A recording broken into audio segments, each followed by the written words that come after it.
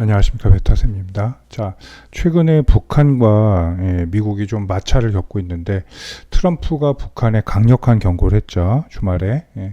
그 얘기를 좀 해드리면서 방산주와 북한 관련주들 전망에 대해서 좀 말씀드릴게요.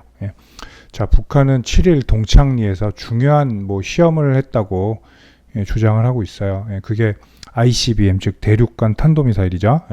엔진 연소 시험으로 추정이 된다. 이런 얘기가 좀 나오고 있는데, 자, 12월 들어서 미국한테 굉장히 뭔가를 독촉을 많이 해요. 북한이. 그죠? 결국은 미국에게 제재 완화에 대한 그런 시그널을 보내는 거죠. 그리고 자, 하노이 회담에서 좀 안 좋았던 것들을 만회하면서 새로운 어떤 3차 회담을 좀 진행하려는 그런 흐름을 보이고 있어요. 자, 북한은 사실 제일 원하는 건 뭐냐면 제재 완화, 결국은 나가서 뭐예요? 체제 보존이죠. 결국 체제 보존이에요. 북한은 아시다시피 세계 유일의 사실 폐쇄 국가고, 우리가 생각하는 그런 위험과 사실 굉장히 많이 달라요. 요새 최근에 이렇게 분위기가 좀 좋았었는데, 작년하고 재작년에 이번 정권이 또 약간 친북 성향도 있고 통일 평화 이런 걸 좀 강조하느라 그런 것들이 많았는데, 사실 어떻게 보면 지금 결론적으로 보면 상당히 우리가 손해를 봤다는 생각을 들게 하죠. 결국은 우리랑 비핵화의 진행에 대한 것들은 거의 없어요. 북한은 갑자기 남한을 좀 패싱하고 미국과 다이렉트로 해결을 하려는 거죠. 작년 초만 해도 어땠어요? 작년 초만 해도 판문점에서 만났을 때만 해도 얼싸 안고 많이 도와달라는 식으로 얘기하고 그랬지만, 사실은 그거 어떻게 보면 그냥 인사치레였고 우리를 좀 이용했다, 좀 이런 생각까지 좀 들죠.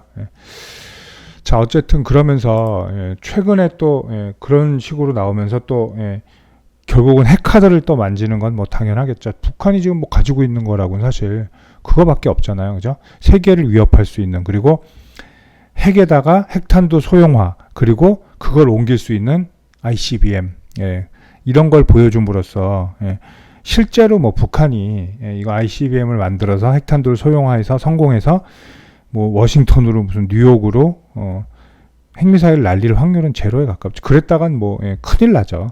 그렇지 않다는 건 누구나 알고, 그러나 위협이 될 만한 것들, 그리고 우리 남한은 인질로 돼 있어요, 지금 거의.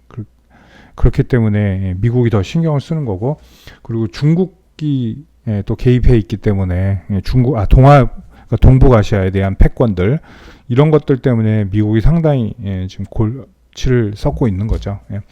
자, 그럼에도 예전에는 로켓맨 얘기하면서 좀 왈가왈부했지만, 최근 들어 또 로켓맨 얘기를 살짝 했어요. 그러면서 약간 격앙되기도 했었는데, 트럼프는 또 강경한 모습이죠. 자, 군사 옵션 얘기도 얘기했어요. 그러면서 뭐라고 했냐면, 군사 옵션을 완전히 접은 거 아니다 라고 강하게 얘기했죠. 자, 주말에는 이렇게 얘기했죠. 김정은 북한 국무위원장이 적대 행위를 제기할 경우에 사실상 모든 것을 잃을 수 있다라는 거. 이거는 뭐예요? 결국은 정말 폭격도, 전쟁도, 즉 군사 옵션도 생각하겠다. 물론 최악의 흐름이죠. 그거는 미국민 입장에서도 원하지 않을 거고, 자기 선거를 위해서라도 결국은 정말 회담으로 해결하는 게 최고죠. 말로 잘해서 북한이 핵을 싹 걷어내고 비핵화를 실천하고 경제 협력을 서로 하든지 이런 것들이 최상의 시나리오인데, 북한이 사실 그게 또 만만치가 않아요. 북한은 예전에 핵을 철수하고 암살된 여러 지도자들을 봤기 때문에 체제 보존에 대한 그런 것들을 굉장히 신경을 쓰고 있죠. 하지만 체제 보존을 하면서 비핵화를 할 수 있는 양분할 수 있는 방법이 있을런지가 좀 의문이 되죠. 모두 그렇게도 생각하실 텐데, 그런 것들. 그리고 트럼프는 지금 정치적으로 풀어야 될 것들이 먼저 제일 우선이 중국이죠. 중국 무역 협상이 결국은 군사 전쟁이 되고 전부 다예요. 전부 다 거죠. 그죠? 결국은 세계 넘버원 자리를 지원 자리를 뺏기고 싶지 않기 때문에 중국을 저리도 견제하는 거고 중국은 얽히고 설켜 있죠. 지정학적인 것들 아시아에 그리고 경제적인 것들 다 하나에 연결돼 있다는 거죠. 북한은 거기에 작은 거 하나일 뿐이에요. 사실은 중국 다음엔 또 이란이죠. 이란도 문제가 되고 이란을 해결하고 그 다음에 이제 북한 그 정도 순위 될 텐데 트럼프가 아시다시피 지금 지지율이 상당히 많이 떨어져 있어요. 그러면서 굉장히 어려움을 겪고 있는데 지지율을 만회하려는 그런 움직임들이 많이 보이죠. 지금 사실 트럼프 입장에서도 북한에 끌려가서 비핵화 합시다. 다 풀어줄게. 뭐 단계적 비핵화 그렇게 할래? 그렇게 해라. 이렇게 하면은 사실 지지율은 더 하락하죠. 오히려 더 강하게 나갈 필요가 있다는 거죠. 중국과도 그런 정말 마치 조울증 환자처럼 오늘은 이랬다 저랬다 냉탕 온탕을 가는 이유도 사실 그런 거란 말이에요. 심리전으로 흔드는 것들. 자, 방산주하고 대북 관련주도 약간 차트를 한번 보시면 오늘 뭐 빅텍은 당연히 뭐 시간 좀 떴어요. 근데 빅텍이 뭐 그러하듯이 요새 예전에 대북주들하고는 틀리죠. 예전에 한 10년 전만 하더라도 미사일이 뭐예요, 그죠? 약간의 군사 움직임만 있어도 그냥 상한가 갔어요. 물론 그때는 15%가 상한가였지만, 그리고 막 몇 원상 가고 막 그랬었던 시절이죠. 근데 요새는 어때요? 뭐 새벽에 미사일 쐈어 그래도 뭐 오히려 갭상승할 때도 있죠, 장이. 그런 것처럼 대북 관련주도 사실 크게 못 가는 경향이 좀 있죠. 요건 지소미아 때문에 그랬고, 자 그러면서 오늘도 마찬가지로 갭 띄우고 한 5% 정도 오르고 지금 뭐 음봉이에요. 상승이긴 하지만 그렇게 큰 힘을 발휘하지 못하는 거죠. 뭐 실제로 뭐 오늘 만약에 주말에 뭐 엔진 시동 가연 실험이 아니고 진짜 ICBM을 쐈으면 좀 달라지겠지만 아직 그건 아니란 거죠. 북한도 결국 눈치를 보면서 눈치껏 행동하고 있는 거예요. 선을 넘지 않는다 이렇게 말씀드린 게 좋을 것 같네요. 그죠? 선을 넘지는 않고 있어요. 그런 것들. 자, 그리고 뭐 요새는 사실 뭐 개성공단주 이렇게 보시면 빅텍을 좀 자세히 설명드리면 그 이후에 얘도 요런 지금 박스 치고 있죠. 거의 여기서 요런데 저번에도 한번 설명해 드렸어요. 제가 요거 요런 저항들 3,850원 정도 저항들 맞고 떨어지고 또 밑에 보면 어때요? 가격적인 메리트가 생기가 또 반등하고 뭐 이런 형식이죠. 박스를 좀 돌리고 있고 뭐 다른 대북주들은 방산주들은 뭐 크게 보진 않을게요.